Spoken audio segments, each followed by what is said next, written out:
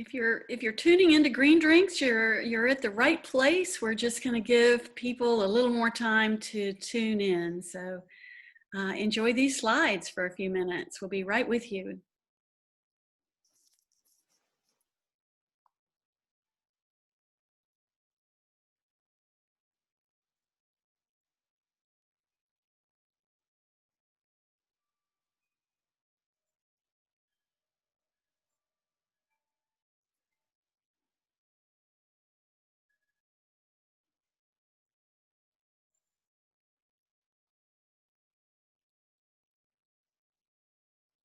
If you're just joining us for Green Drinks, you're in the right place. Hang in there. We're going to give people a little bit of time to be late, but we'll be starting in just a few seconds.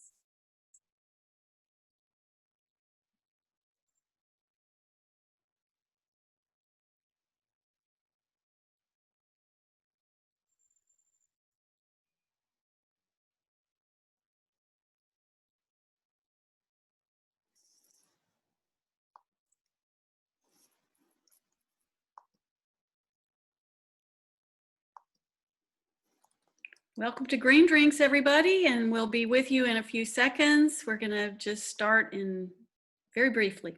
Hang in with us.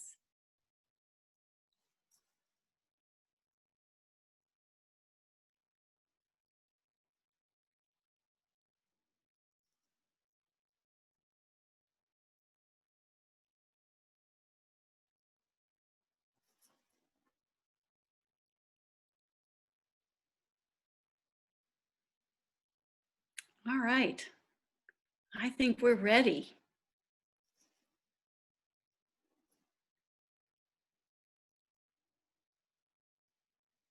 So if we can get my pretty face on that screen, that would be great. There we are.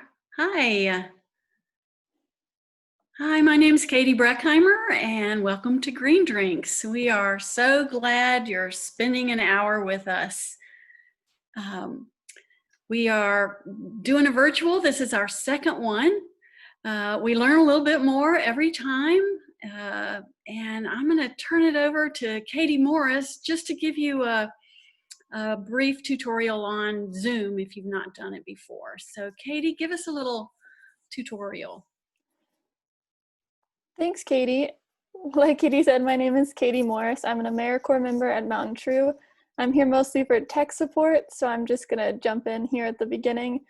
I know a lot of folks have spent a lot of time on Zoom so far, but in case it's new to you or in case the webinar format's new, you should see at the bottom of your screen, you have the option to chat. And if you open the chat box, you can send a message to folks. That's a great place if you have some sort of technical issue or you can't hear us.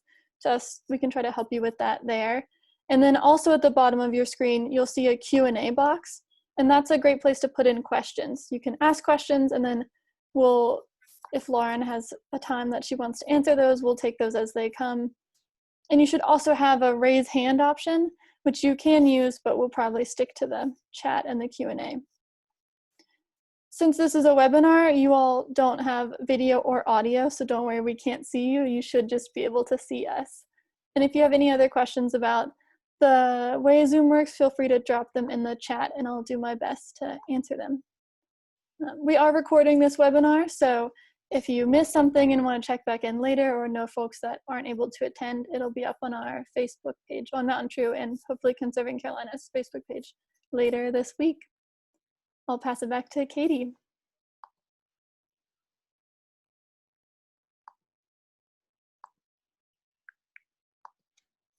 Great. Great. Thank you, Katie Morris. It's kind of confusing. We have two Katies. I'm one with the K and Katie's with the C. So what we're going to do this evening is the usual format for Green Drinks. I'm going to tell you a little bit about who we are and what we do, and then we're going to talk about who's coming up, because we are once a month doing this on the second Thursday of every month, and we have some exciting upcoming speakers. And then we're going to turn it over to Lauren Pyle, who is our guest speaker tonight. and she's going to speak for about 35 minutes. So like Katie said, if you have a question, hang in there, put it on your Q&A, type it in.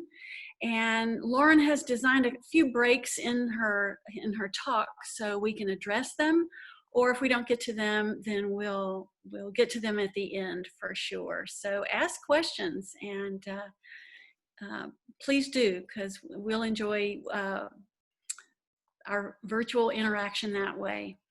And I'm very hopeful that maybe next month we will be back at Appalachian Coffee, because that's where we were getting together. I miss the social part of our green drinks.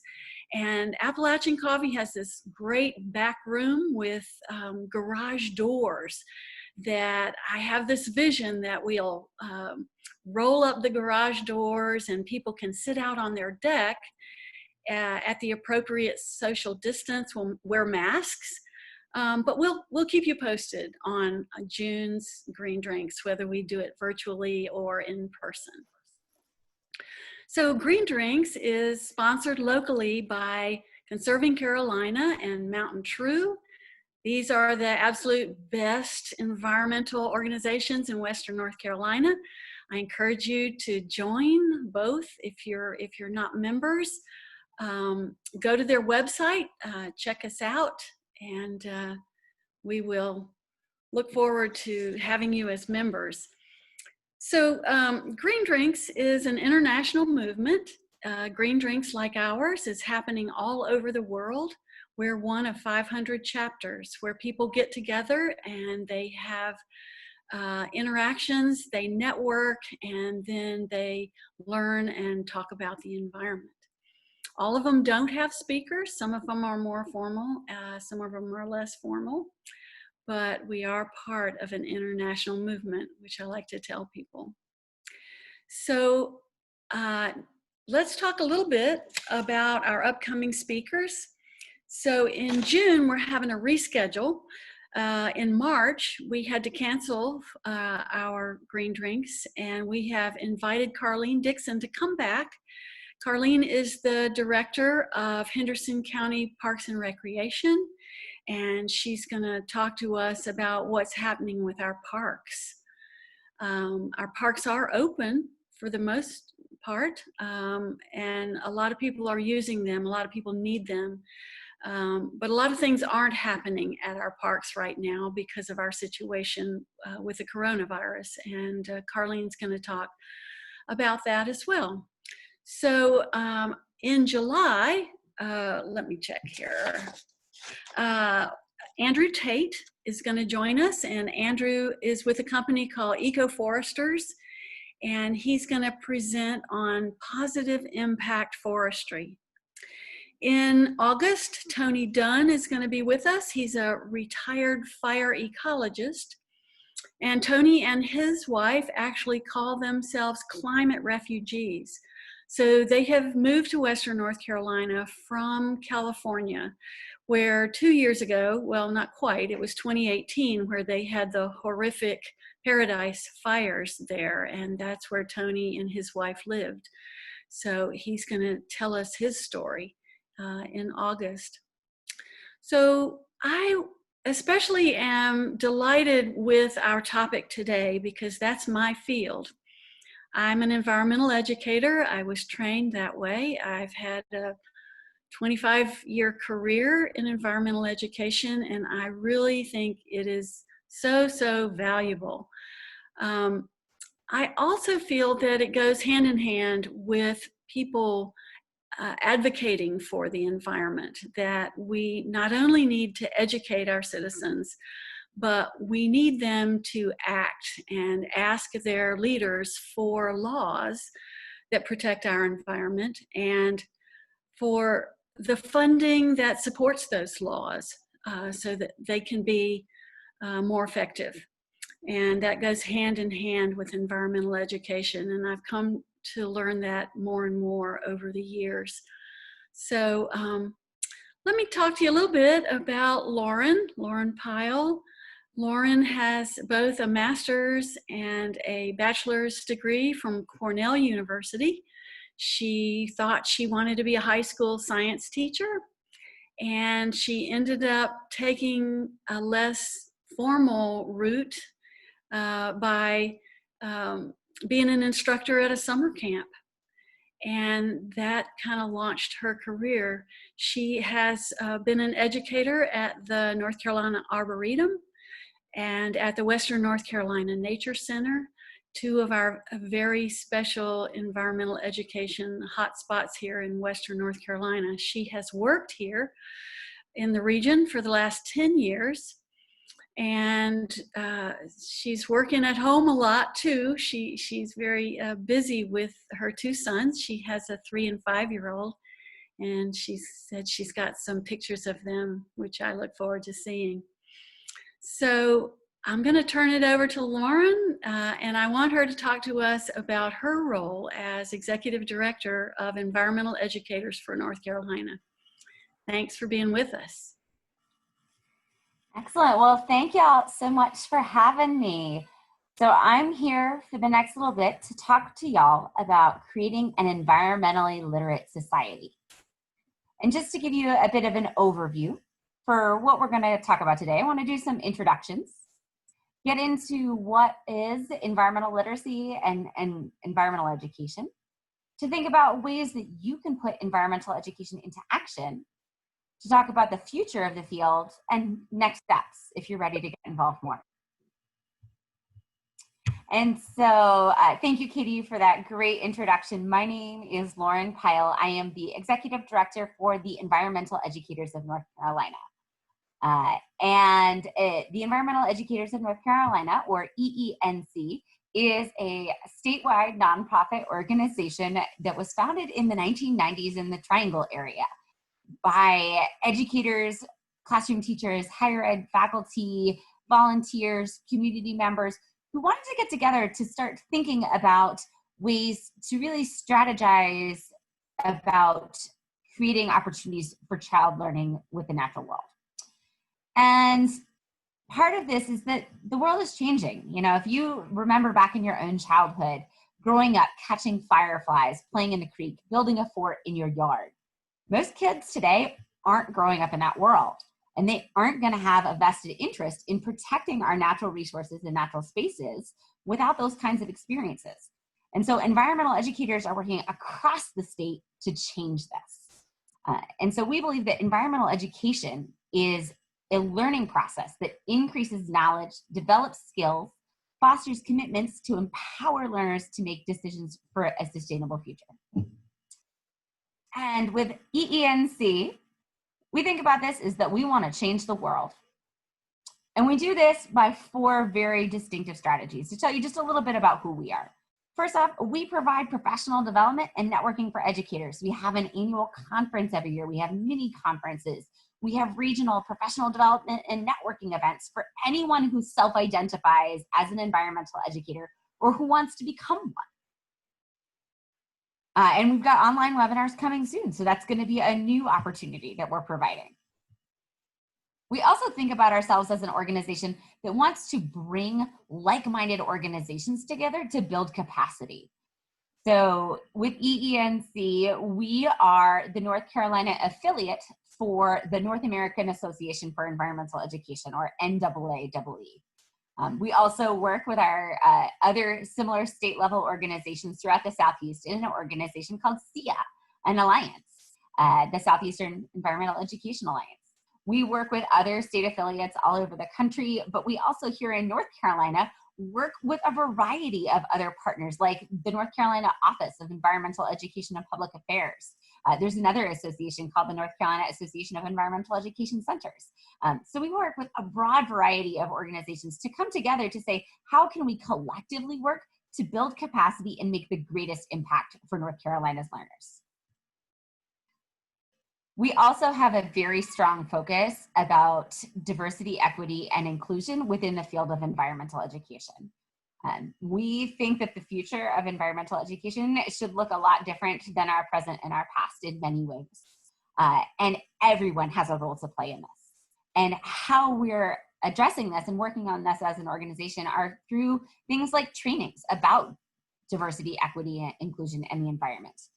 We're building partnerships with other organizations who might have been who might not think of themselves as environmental educators, but are doing amazing community work to see how we can collaborate together. We're doing social media campaigns. We have a hashtag EE for all that we use to help share resources. We have an online library. If you're interested in diving into this, I highly suggest you go to our library because we have everything from like making the case to deep diving more to how to really incorporate this into your teaching. We've gathered resources from across the way. And we want to work with, there's a really amazing local group, if you haven't heard, I gotta plug them, Everybody's Environment.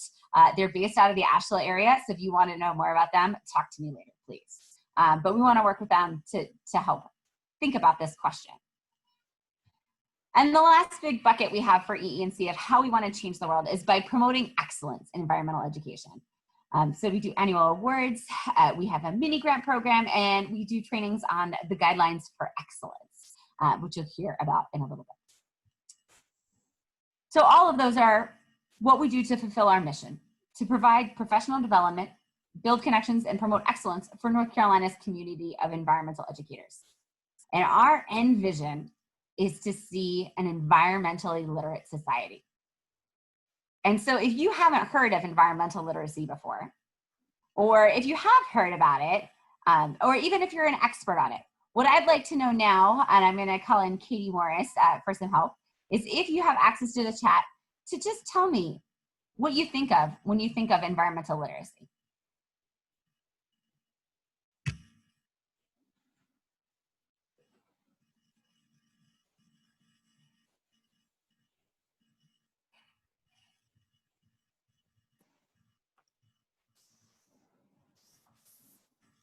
You should all be able to see the chat at the bottom of your screen, so you can just type it in there and we'll be able to see them, and I'll share them out loud.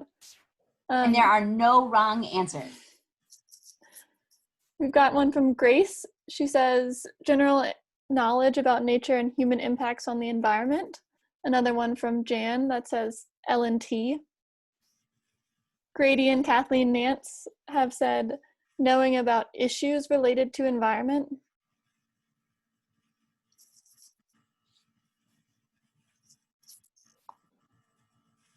We also have one from Anne that says, acknowledging that humans are affecting the environment. All good answers. Nice. Another one that says, from Erica, knowing how to interact with and take care of the earth. And then one from Chris that says, knowing how to experience various environments safely and with attention to each one's distinctive character. Well, I think I should stop now because y'all have it in so many ways. I think you've captured so many of the different aspects of environmental literacy. And here in North Carolina, we're a really special state. We have an environmental literacy plan that helps to lay a framework for how we want to do this for students.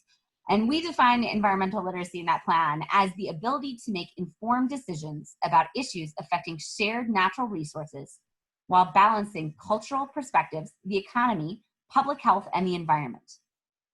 And so being environmentally literate captures so many of the things that you all included in the comments. A lot of you mentioned things about like knowledge and understanding of systems. How does the world work? How does that environment work? But another key component of environmental literacy is how you feel about the environment. What experiences have you had with it? Then you get to, well, what do I do about those feelings? How am I, your L&T skills, right? How do you interact in this space? What do you know how to do? Both physical skills as well as mental skills. What do you think about that? How does that factor into your decision making? And then ultimately, what is the action and civic engagement that results in? And so when we think about a person being environmentally literate, they are proficient at all of these skill levels. And that's really a lot to ask of people in many ways. But for us, we think of environmental education as the way that we're gonna get there. And so when you think of environmental education experiences, what kind of experiences do you think? Katie, I'm gonna ask you again, if you could put that in the chat. What are the environmental education experiences that you think of?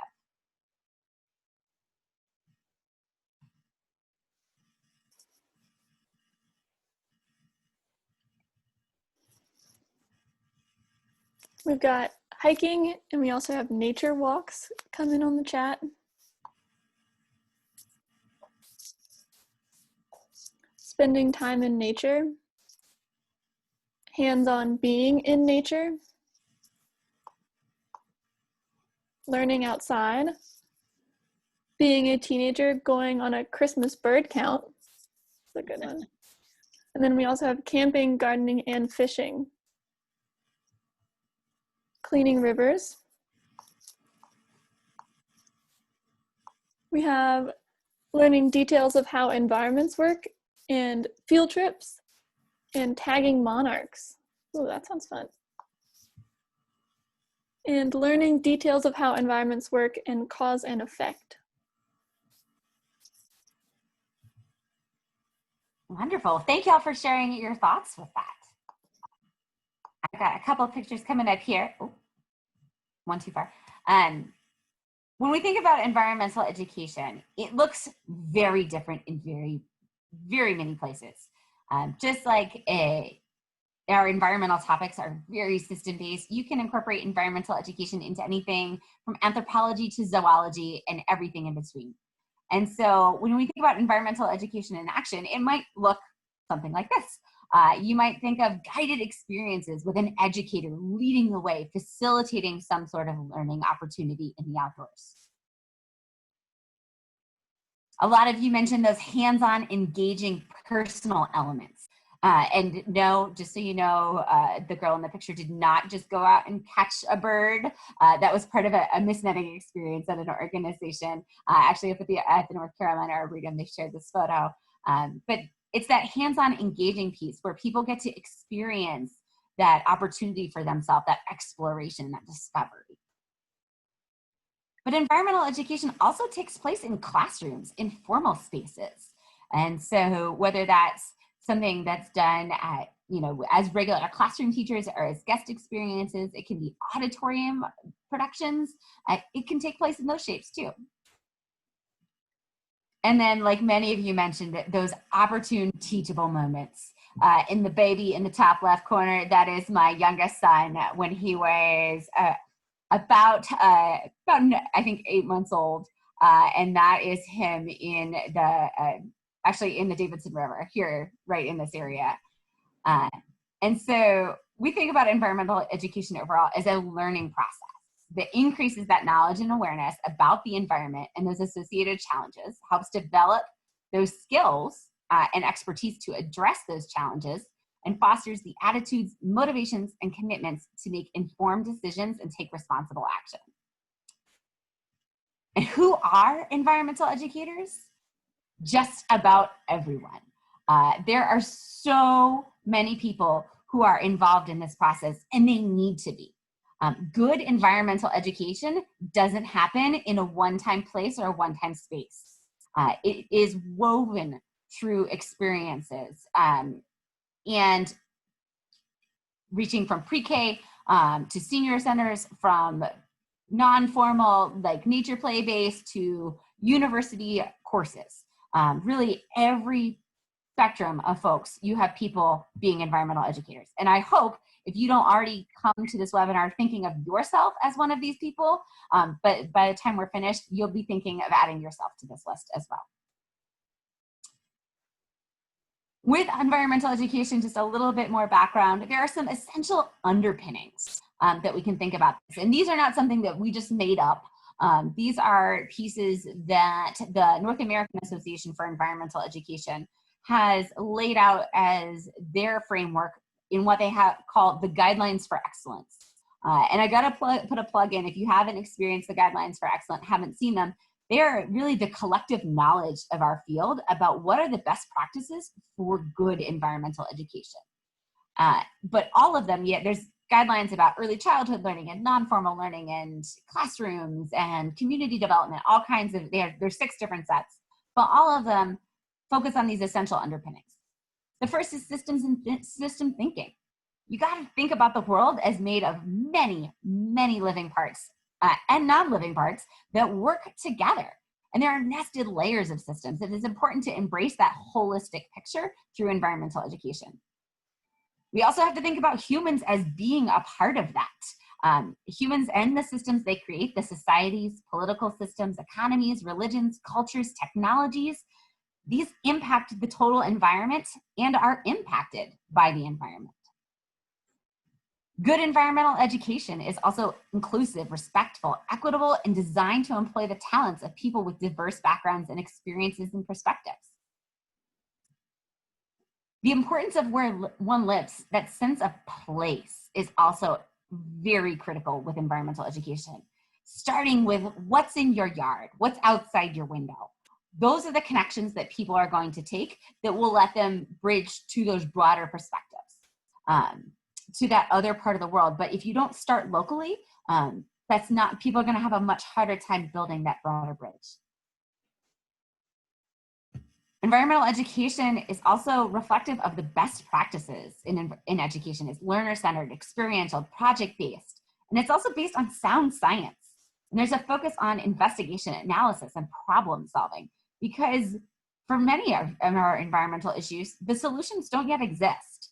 The solutions that balance the environmental factors, the human needs, economies, all of those societal impacts. If we had the answers, we'd be there. And so we need that investigation and analysis and problem solving to solve tomorrow's problems, because they might not be the same issues we're facing today. Environmental education is interdisciplinary. It's not one subject. You can focus on art, literature, science, math, all kinds of ways to integrate environmental education into the curriculum. And it's a lifelong process from cradle to grave. And there really is the importance of it being built on a sustainability platform. You know, the health of the environment is inseparable from human well-being and economic prosperity.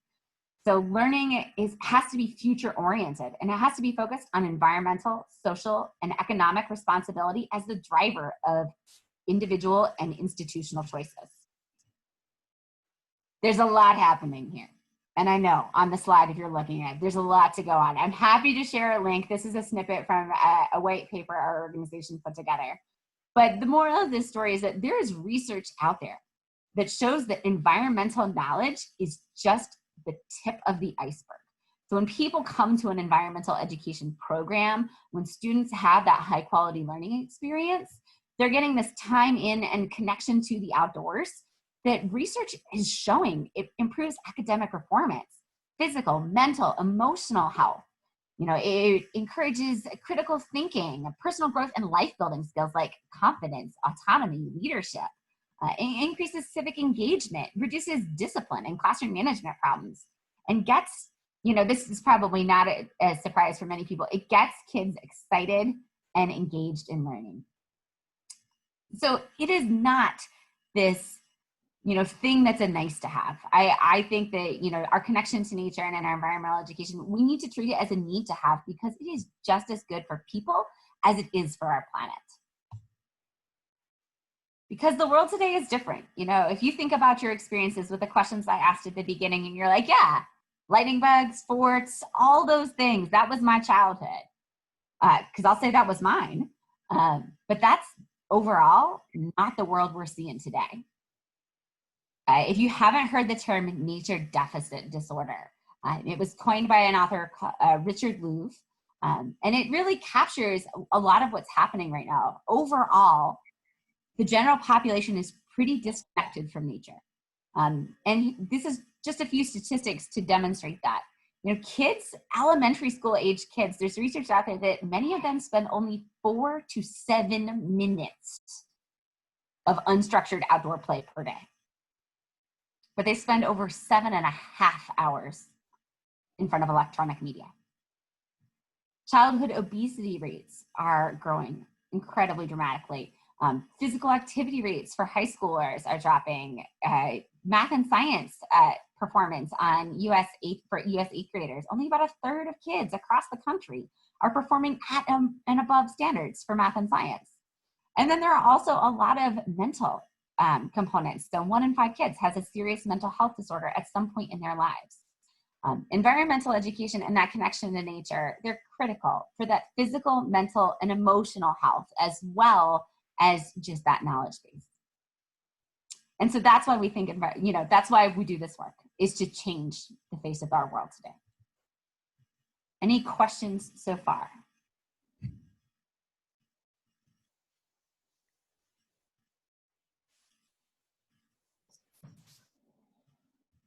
We had one comment come in through the Q&A from Anne that says, the Energy Innovation and Carbon Dividend Act, House Bill 763, covered all of the points that you mentioned previously. That's awesome to see that in legislation. And then we had a book recommendation come in from Chris through the chat that says, Citizen Scientist by Mary Ellen Hannibal is a great read for folks that are interested in getting volunteers engaged with kids. Nice, thank you. That's all we got right now. Awesome. Well, the next part is to think about how you can put environmental education into action.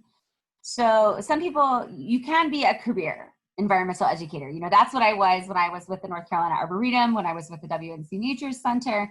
That was what I did for my job. But in my role now, I really want to challenge everyone I talk to think of yourselves as environmental educators. Because whatever your career, your life stage, you have the potential to educate others. And there are a few really good underlying pieces that I think might be some tips and tricks that help you really get the most out of that. And so one circumstance that I think a lot of people face is, how do you help the kids in your life?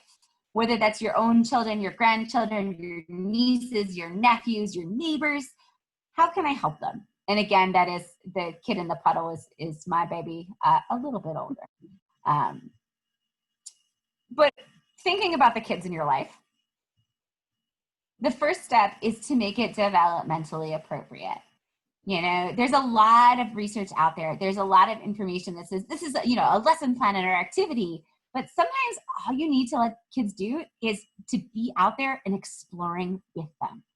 You know, they need that opportunity for you to be their guide on the side to go out and say, let's do this. Let's make it fun. Let's make it approachable. And then follow where you want to go. Because you need to encourage that questioning, that exploration, and that interaction, especially with younger kids. If you're talking about anybody even under age 10, like if you're helping them, let them be the lead of what do they want to learn about, and really let them investigate and focus and build those critical thinking skills at an early age, rather than say, here, sit down, let me tell you all about life cycles. Which is great, you can do that, but the kids in your life are probably not going to appreciate that as much as, raising butterflies, if that's something you want to do, or going outside and flipping rocks to say, what lives under here? My goodness, if my kids could stop flipping the rocks by the mailbox, though, those poor bugs have been examined many times. Anyway, tangent. You got to keep it positive. Especially for kids and young kids. I think sometimes as adults, this can actually be a challenge for us because we see all the things that are happening in the world. There's a lot of actually positive news with recent situations about air quality and water quality. But overall, there's a lot of gloom and doom news out there about the environment. With your kids and grandkids in your life, you need to ignore that. There's actually research out there, to sum up a lot of David Sobel's work, is no bad news before age 10. That's just a developmental thing. They can't process that. And a lot of times when kids are like, the icebergs are melting, the forests are on fire, they're going to shut down, because what 5-year-old has power over the icebergs? If it's too big a problem, it's too scary. But if you can keep it local, you can keep it meaningful to them, they're going to get hooked and they're going to start building that process and their connection. And you can start as local as you can get. What's outside your apartment? What's outside your home? What's outside your community? And build it bigger and bigger and bigger. And there are amazing, amazing local places that we have here in Western North Carolina. Like, I personally live in Etowah. And so there are things in this community like Jimmy Rock, like the Carl Sandburg House, like Hands On, the Pisgah Center for Wildlife Education, the Nature Center and the Arboretum, and any number of our forests and creeks. Get out and go to those places with those kids in your life. You might be surprised. I used to teach when I was at the Arboretum. We reached a huge percentage of the 8th graders in Buncombe County for doing freshwater ecology.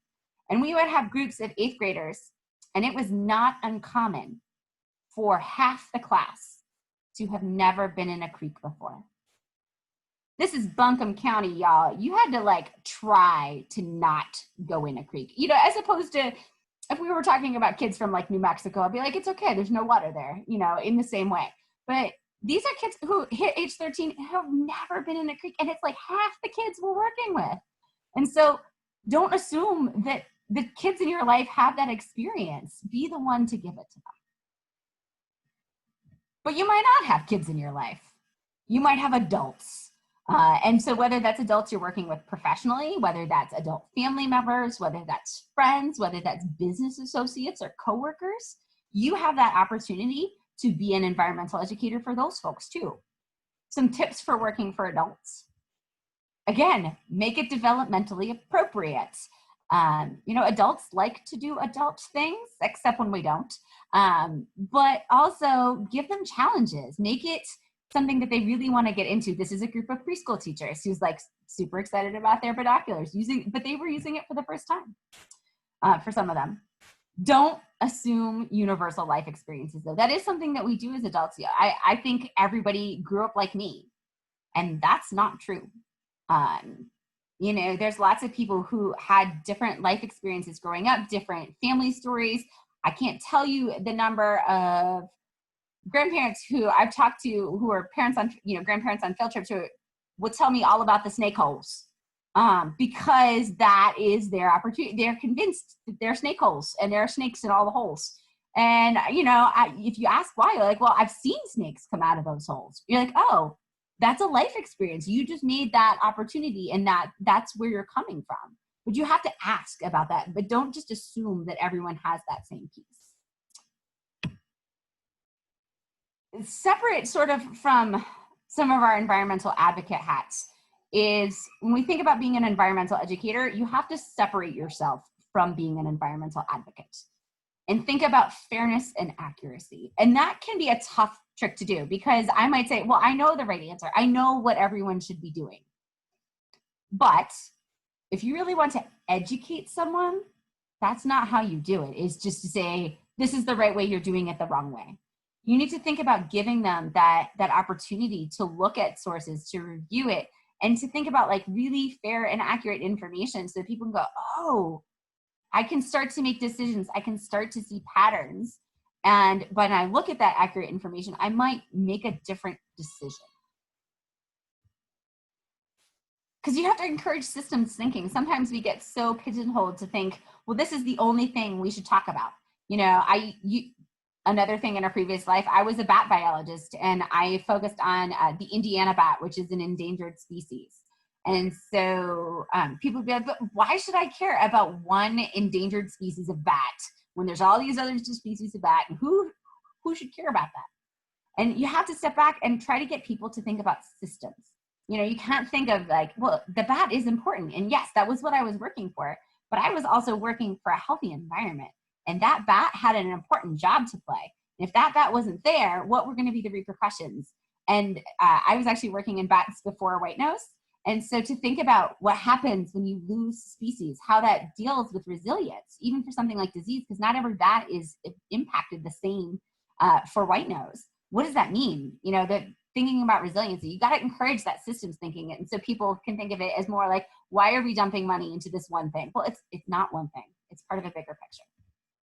And you can focus on skill building with the adults, and not just like, you can do physical skills. That's always fun for people to learn new physical skills, but think about encouraging how we can build mental skills as well. Critical thinking is something that we take for granted, but there's a lot of new skills. We can think about them as like the 21st century skills. And that's actually a curriculum term, but there are things like teamwork and leadership and public speaking and critical thinking and decision making. They're finding that a lot of students as they're growing up aren't getting these. And so building those skills in people are going to really help moving forward. And then with the adults, you know, this is the piece, is they have the opportunity for civic action.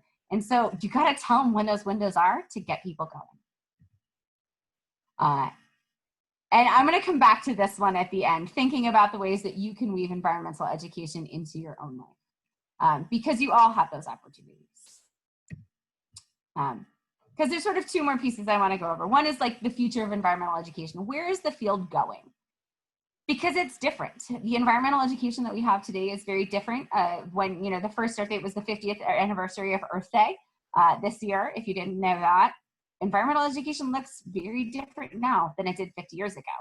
And some things that our community is talking about, both locally here in Western North Carolina, at the state level, and at the national level, is there's becoming an increased focus on diversity, equity, and inclusion.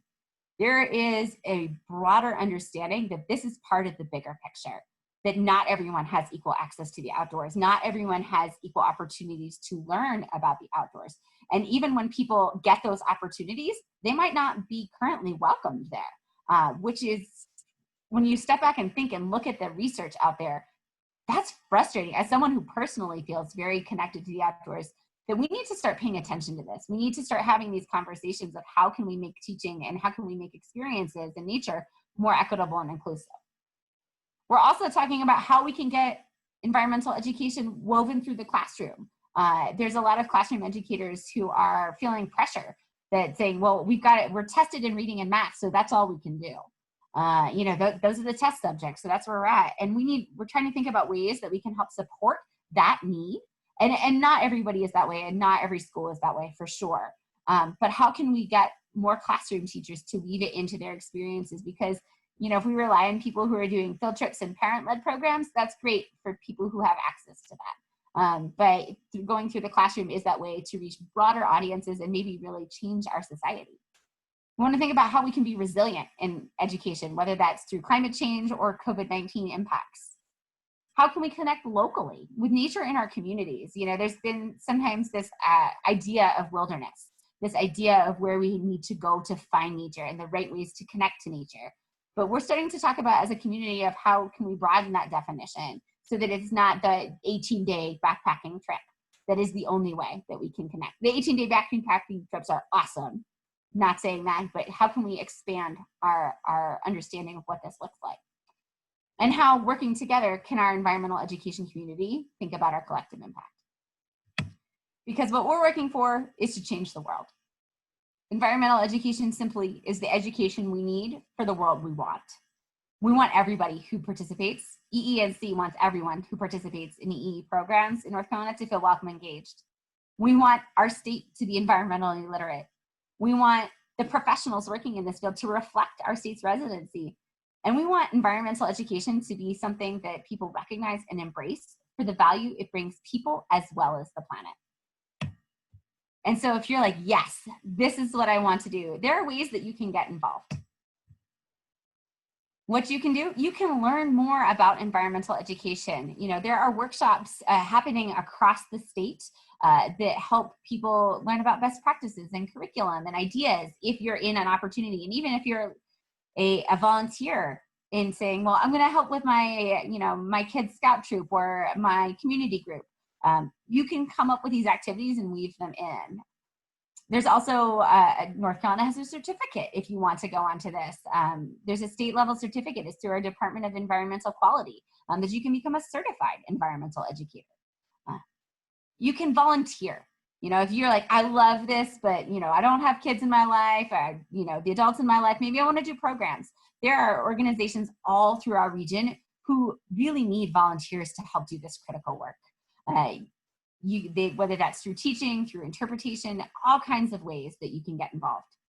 You can also advocate for environmental education. And this is advocacy both as a legal thinking about what are the laws and the funding at the legal level for environmental education, but also local advocacy.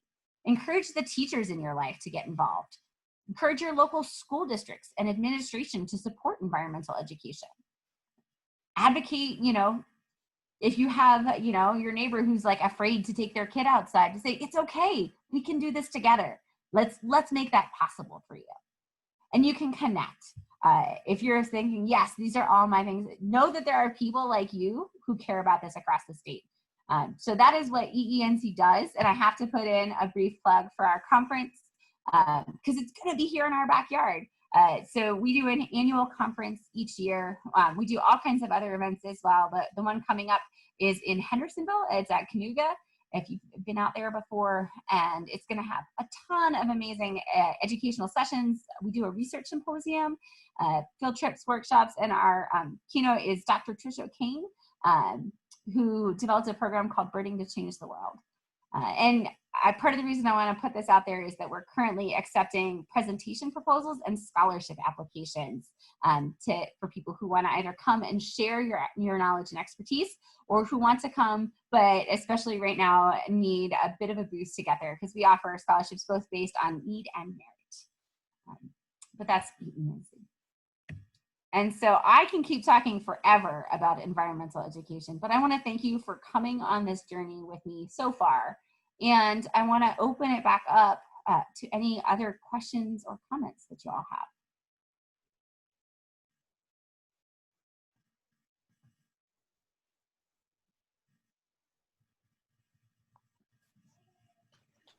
We have a question from Chris, it looks like. It says, Lauren, what was the most enlightening experience you have had of attempting environmental education, but it not going the way that you had planned? The most enlightening experience.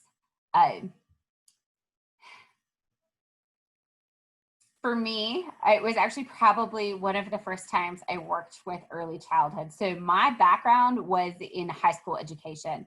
And when I was a grad student, I TA'd collegiate biology and had done like peer programs. So I had been working firmly in the teenage to adult community. When I started working at the North Carolina Arboretum 10 years ago, I was like, I can do this. They have an amazing program called We Naturalists that is taught by someone much better than me. But at the time they were like, we need you to do We Naturalists. And I said, okay, which is a parent-child program. And I was like, I got this. And like, I sat down and I got ready, and then I met them. And I was like, oh, we're doing colors. This is very different for me. And for me, like, I had this whole like idea of what we were going to do on that very first activity. I'm pretty sure it was on bugs. And like, I had some things put in it, but it was really just eye-opening to me to recognize that not everybody comes to this in the same space, and that especially young kids need that opportunity to learn at their own pace. We had another question come through from Grady and Kathleen that says, with COVID-19 showing definite impacts of human activity on the environment, for example, cleaner skies with less auto traffic, how might this be incorporated into environmental education? Certainly, I think that is going to be a piece that it will be really interesting to see how programs do this. Because thinking about our fair and accurate representation, we have data that shows that things are changing. And I think more than those localized impacts, I think it's those opportunities of windows to see how fast things can change. They're going to help people feel empowered through education. They're going to help feel empowered moving towards that civic action and decision making, to say like something as small as 6 weeks is changing the world. What happens if we extend this? I think the more people can learn about that, we're really going to see some interesting effects. But I also, through COVID-19, one of the other pieces I have been hearing a lot is not those, I appreciate the pictures of, India and, the dolphins in Venice and all those pieces, air quality improvements in India. But there's a lot of interest in local nature. People who are saying, well, I never had time to get outside, but now that I'm stuck at home the whole time, like that's the only place I can escape. So I think we're going to have a resurgence and an interest in environmental education and connection to nature as a result of this. At least that's my hope, is that extends. We had another question come in from Rob that says, now that many of us are teaching online, what suggestions do you have for bringing environmental experiences to students virtually? That is a great question, and one that I think our entire community is figuring out together. If there could be a word of the year already for environmental educators, it's pivot. So shifting entirely, what did we do before? And so in that transition to online programming, I think the thing to think of is to don't just say, well, I'm going to take whatever I did before and just live stream it. Because that's a great start. But I think we need to rethink our entire systems to say, well, how can we provide these opportunities for people to engage? And I've seen all kinds of awesome things across the state, everything from engagement in community science or citizen science, if you prefer that term, or are familiar with that term, which is a great opportunity for public to go out and collect data on all kinds of research projects and share it. So that being a really strong focus, because it's a way that people can implement immediately. I've also seen things of like, well, we're going to do this activity together through a program, and it's all done with things that you can have at home. So I want you to go out and do it later and show a picture of yourself, or share a video of yourself putting it into action, or the things that you found. So I think we're going to have to come up with these new creative ways for it to go beyond just the virtual program. And I know that this is a conversation we're going to have, so I got to put in a plug. Tomorrow, EENC is actually hosting a sort of a digital roundtable. So it's actually an online conversation on distance learning. How do we do it? How do we do it effectively? And so that's tomorrow at 1 o'clock. And if you go to EENC.org under the events, you'll see it there. But I think we're still discovering what those best strategies are going to be. And I'm really interested to see how what's happening now might change some of our things for many years to come. All right, we had another question come in from Jan that says, sounds like a lot of work that you all are doing mirrors what the ATC is doing. I assume that Jan means the Appalachian Trail Conservancy, but if not, Jan, chime in. Is one of your community partners the ATC? Do you offer environmental education to local nonprofit organizations?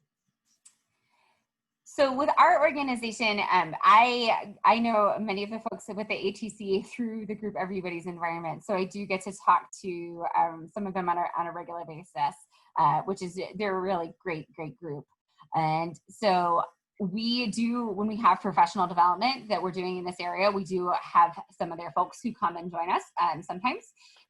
But we don't think of ourselves as a direct environmental education provider. We're supporting the providers working across the state and across the region. So Appalachian Trail Conservancy does amazing environmental education, and we want to support them as best we can. The Arboretum, the Nature Center, the Riverlink, Asheville Greenworks, even here in Henderson County, the Solid Waste and Recycling Coordinator is an environmental educator. And so we think about all those ways that we can support the people who are doing that work. And so that's what we do. But our goal is that everybody, we get this across the state.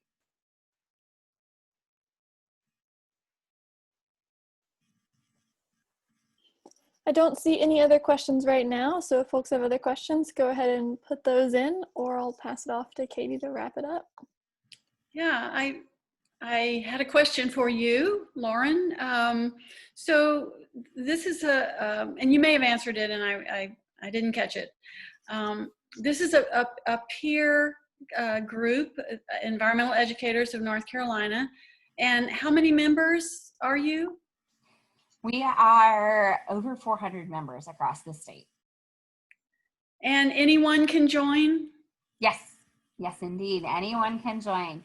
And so anyone who thinks of themselves as an environmental educator, whatever hat you wear personally or professionally. And you are a 501c3. So if there is someone participating today who believes in the value of environmental education and this great group, they certainly are welcome to donate. Yes, and we are appreciating every support we can get right now, and we are doing our best right now to invest as much support as we can back into our network to see what we can do to lift the field through this really rough time. You know, COVID, I will say COVID has hit environmental educators particularly tough compared to some of the other fields. It's similar to tourism in many ways, because these are programs and professionals, the organizations that do this and the professionals who do this, they rely on field trips and summer camps and programs to be able to pay their staff and to be able to continue to operate and keep their doors open. And so it's been a really interesting time as organizations across the state are negotiating these new transitions. So Lauren, if somebody watching this would like to come to your conference, it's open. It's open to all shapes and sizes of folks, right? Yes, indeed. Registration is not quite open yet. But that'll be coming soon. That'll be open next month is our anticipated time for that. But yes, it is open to anyone who'd like to come. Well, I can attest to this group. I bet you guys are really a fun group and a dedicated group. And my best guess is you've designed a great conference. So I would recommend this coming up in September, and hopefully we won't be in dire straits like we have been with the virus, but I'm sure you all are planning plan B and C and D and all of that as we don't know what our future holds. So if I would advise everybody out there to support EENC in any way you can. Visit their website. It's a great group, and I am so glad that you were with us today. Thank you so much, Lauren, for telling us about EENC. And Lauren, we had a participant ask if you could send the link for the virtual learning that happens tomorrow. Is that the one that you sent out to the Everybody's Environment group earlier? That is a different one here. Okay, great. Then I will not drop the wrong link. Pause with my yes. my chat here. I will drop it into the chat. Perfect. Oh, great. I knew I had gotten something from you earlier today, but wasn't sure if it was the correct one. Oh, no, and it's very timely, too, Lauren. That's great. All right, everybody. I think our time is almost up for today, and we sure thank you for being with us. And Lauren has her contact information up on the screen. You can reach her through EENC, through their website. And hope you can come back and be with us next second Thursday in June, and we will let you know whether it's in person or virtual, and we'll be talking with Carlene Dixon about parks. Thanks, everyone. Bye-bye.